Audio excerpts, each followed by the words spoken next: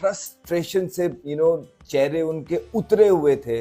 कप्तान के दूसरे ही दिन चेहरे से पता लग रहा था पैट कमिंस से कि वो ये मैच हार रहा है, ये मैच भारतीय ओपनर्स उनके हाथों से दूर लेके जा रहे हैं। और कभी आपने सोचा था कि ऑस्ट्रेलिया के टॉप बॉलर जिनमें Mitchell Starc, PAT Cummins, Josh Hazlewood, Nathan Lyon 50 over करें और 50 ओवर में एक खिलाड़ी को भी आउट ना कर सके। पहली इनिंग्स में 150 पे 10 आउट और दूसरी इनिंग्स में 172 पे कोई भी नहीं आउट। और इस मैच में पहले सेशन को छोड़ के केएल राहुल, यशस्वी जायसवाल, ये क्या कर दिया आपने पर्थ में? ये नहीं होता पर्थ में। पहली इनिंग्स में 150 पर ऑल आउट होने के बावजूद टीम इंडिया ने 46 रन्स की बढ़त ली और खेल 2 रोज का हुआ है और समझ में आ रहा है कि पर्थ टेस्ट किस रुख जा रहा है।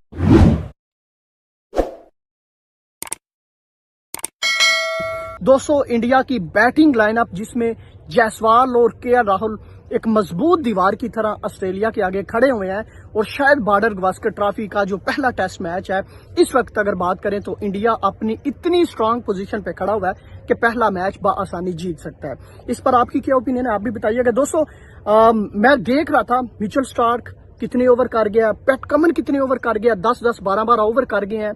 कुल मिला के 50 ओवर किए हैं और 50 ओवर में इंडिया की एक विकेट नहीं गिरा सके।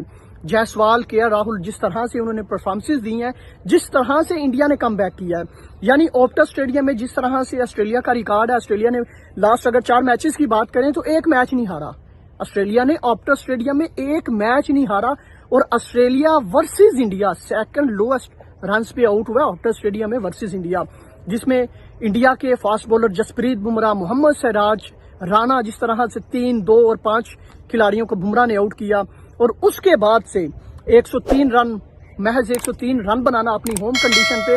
और बाद में जब इंडिया बारी पे आता है तो इंडिया के 2 बल्लेबाज आपसे आउट नहीं होते। अगरचे ऑस्ट्रेलिया में पूरी कैपेसिटी है कि वो पलटकर वार करते हैं और खासकर अपने बैकयार्ड के अंदर वो हमेशा रेजिस्ट करते हैं, मगर फिल वक्त 2 रोज का खेल में कहीं पे आपको ऑस्ट्रेलिया नजर नहीं आया। अगरचे कल पहला रोज में आपको उनकी बॉलिंग नजर आ रही होगी, उस वक्त लगा कि 150 पर इंडिया को ऑल आउट कर दिया और इंडिया वही अपनी बैट फॉर्म को लेकर चल रहा है, मगर थैंक्स टू जसप्रीत बुमराह और राणा का स्पेल जो बड़ा शानदार रहा और उसके बाद ओपनर्स जो टीम इंडिया की दूसरी इनिंग्स में जिन्होंने बल्लेबाजी की वो अपने तौर पर एक कमाल बल्लेबाजी थी। खासकर जायसवाल, उन्होंने बड़ी शानदार बल्लेबाजी की है। केएल राहुल ने भी खूब उनका साथ दिया और अब कंप्लीट लग रहा है कि कंट्रोल टीम इंडिया के पास है, मगर टीम इंडिया को भी मालूम है कि अब जो पिच है वो थोड़ी सी बैटिंग को सपोर्ट भी कर रही है और इसलिए वो जो अपनी बढ़त है इसको मजीद बढ़ाते रहेंगे ऑफ कोर्स, क्योंकि ऑस्ट्रेलिया के लिए 350 प्लस तक अगर ना गया टीम इंडिया तो इंडिया के लिए भी मुश्किल हो सकती है जिस तरह की अब पिच बिहेव कर रही है। मैंने कल भी जब व्लॉग किया था तो मैंने ये बात मेंशन की थी कि ये होता है बाजू का इंग्लैंड में और ऑस्ट्रेलिया में आपको अर्ली ऑन बड़ी अच्छा बॉलिंग के लिए पिच मिलते हैं मगर बाद में थोड़ी बैटिंग के लिए बेहतर हो जाती है। अमूमन एशिया में ऐसा होता है कि शुरू में बैटिंग के लिए बेहतर होती है और बाद में बॉलिंग को सपोर्ट करना शुरू कर देती है, तो वेरी करती है। यहाँ पर भी बाजू बड़े क्रैक्स आते हैं, खासकर ऑप्टा स्टेडियम के अंदर ठीक ठाक किस्म के पिच के अंदर क्रैक्स आते हैं, इसलिए थोड़ी घास भी यहाँ पे रखी गई थी जिसका असर पहले रोज में हमें नजर भी आया था। बट अभी सिंपल अगर कमांडिंग पोजीशन की बात करें तो मुझे लगता है कि टीम इंडिया पूरी तरह से हैवी हुई है मैच के अंदर और जो 2 रोज पहले के अंदाजे हो रहे थे वो सब के सब फीके पड़ रहे हैं। और मेरा इसमें 2-3 खिलाड़ी ऐसे हैं जिस पर मैं देखना चाह रहा था इंडियन पर्सपेक्टिव के अंदर भी और ऑस्ट्रेलिया पर्सपेक्टिव के अंदर भी, मगर जायसवाल वो हैं जो बहुत से लोग उनको के तोलना चाह रहे थे, क्योंकि इससे पहले इंडिया के अंदर वो बहुत अच्छा खेले, अच्छे साउथ अफ्रीका के अंदर भी टेस्ट खेले, वहां पे भी उन्होंने जबरदस्त किस्म की बारी लिया। बस नजर आए बड़े अरसे के बाद कैंगरूज की पूरी फुल फ्लेज साइड बड़े अरसे के बाद बेबस नजर आई है और मैच ना जीतना हारना तो एक बात की बात है, लेकिन जो करारा जवाब भारत की टीम ने उन सब लोगों को दिया है जो भारत को इस सीरीज से राइट ऑफ कर चुके थे, जो न्यूजीलैंड के हारने के बाद बड़ी बड़ी बातें कर रहे थे। वो डेविड वार्नर बड़े जबरदस्त प्लेयर है, कमेंट्री भी कर रहे हैं, कहते हैं 4-0 ऑस्ट्रेलिया, 4-0, वाह जी वाह, बहुत अच्छे। पॉन्टिंग कहते हैं 3-1, ठीक है, वेरी गुड। गिली कहते हैं 2-1, वेरी गुड। इसी तरह मार्को भी कुछ कह रहे थे, लेकिन हैरानगी तब होती है जब भारत की अपने एक्स प्लेयर्स भी इस भारत की साइड से, देखिए ये भारत की साइड कोई 10वें नंबर की साइड नहीं, 8वें नंबर की नहीं है, ये वर्ल्ड चैंपियंस है, भी एक ही सीरीज हारे थे, वो भी इस तरह के बयान दे रहे हैं कि देखिए जी, दिमाग तो हमारा कहता है ऑस्ट्रेलिया 3-1, लेकिन दिल ये कहता है कि 2-2 बराबर। तो भारतीय अपने एक्स प्लेयर्स और जर्नलिस्ट भारत की टीम को राइट ऑफ कर बैठे हैं, और उनकी ट्वीट्स और जो बयानिए इस टूर से पहले चल रहे थे, वो देख के ऐसे ही लग रहा था कि पता नहीं भारत 10वें नंबर की टीम है या 8वें नंबर की टीम है। लग ही नहीं रहा था कि वो इतना अरसे दराज से 12 साल से या 15 साल से कोई सीरीज घर में हारते ही चले जा रहे हैं।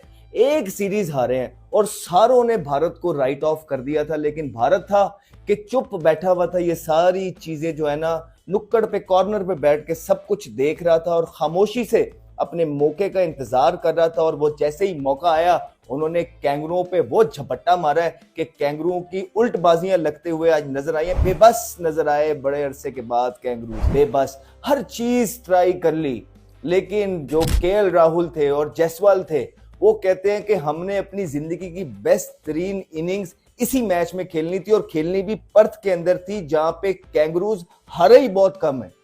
इसी ग्राउंड के अंदर खेलेंगे हम।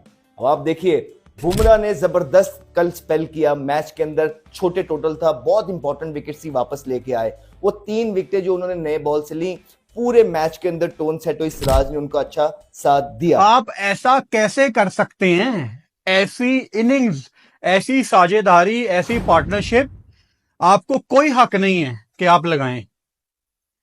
यार, पर्थ में वो हो रहा है जो किसी ने नहीं सोचा था। पर्थ में अगर कोई आपको आज से 10 दिन पहले या 15 दिन पहले ये कहता है ना कि इंडिया यहां पे चलो 150 पे आउट हो जाएगी और ऑस्ट्रेलिया को ये बिल्कुल ही फारिग कर देंगे, ऑस्ट्रेलिया को एक टाइम पे ऐसे लग रहा था कि 100 भी नहीं करने देंगे, तो शायद लोग कहते कि यार ये पागल है, ऑस्ट्रेलिया थोड़ी ऐसे डोमिनेट आपको करने देगी। लेकिन भाई, ऑस्ट्रेलिया मैच में कहीं नजर ही नहीं आ रही। यशस्वी जायसवाल, केएल राहुल, आपने जो कर दिया है ना, ये आने वाले टाइम में ऐसी बारियों का रेफरेंस दिया जाएगा। मुझे तो ये ख्याल आ रहा है कि अगले मैच में रोहित शर्मा ने वापस आना है, उस पर चलो वीडियो में आगे जाके बात करते हैं। मैं बहुत खुश हूं केएल राहुल के लिए, यशस्वी के लिए भी खुश हूं, लेकिन ज्यादा खुश मैं केएल राहुल के लिए हूं। उसकी वजह यह है, अब कोई केएल राहुल ने परफॉर्म कर दी है तो हकीकत से ना भागे। हकीकत यह है, सच ये है कि अनफॉर्चुनेटली ये जो सोशल मीडिया की जनरेशन है, केएल राहुल को ठीक ठाक ट्रोल किया जाता है इंटरनेट पे, उसको टीम के ऊपर बोझ समझा जाता है। एक पुराना केएल राहुल था, अग्रेसिव टाइप, लेकिन उनकी जिंदगी में, उनकी क्रिकेट में अब हमें एक ठहराव नजर आता है। बाकी अभी तक ऑस्ट्रेलिया की टीम नजर ही नहीं आई। इंडिया के ओपनर्स ने ऑस्ट्रेलिया को फेंटा लगा दिया है, और इस टाइम इंडिया की ओपनिंग की जो दूसरी बड़ी पार्टनरशिप केएल राहुल और साथ में जायसवाल ने लगा दिया है। और ऑस्ट्रेलिया के जो बॉलर्स हैं, ऐसा लगा कि या तो वो बॉलिंग करना भूल गए हैं या फिर वो इंडिया के जो बैटर्स हैं उनके सामने बेबस नजर आए। आप देखें कि जहां पर 150 पे जो है वो 10 आउट हो जाते हैं, दूसरी इनिंग्स में 172 पे कोई भी आउट नहीं, और जायसवाल 193 बॉलें, 90 रन, 7 चौके, 2 छक्के, और 2 छक्कों में एक स्टार्क को लगाया और एक जो नेथन लायंस को लगाया।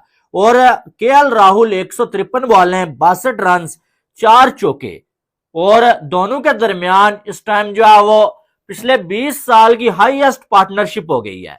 इससे पहले आकाश चोपड़ा और वीरेंद्र सहवाग ने 2004 में 141 की पार्टनरशिप लगाई थी, और 20 साल के बाद इंडिया के ओपनर केएल राहुल और यशस्वी जायसवाल ने जो है 172 की पार्टनरशिप लगा दी है। हालांकि इंडिया की सबसे बड़ी पार्टनरशिप ऑस्ट्रेलिया में जो ओपनर्स किया है वो 1986 में 191 की हुई थी, जिससे बस कुछ ही जो है वो रन जो है इंडिया के ये ओपनर्स पीछे हैं। लेकिन इस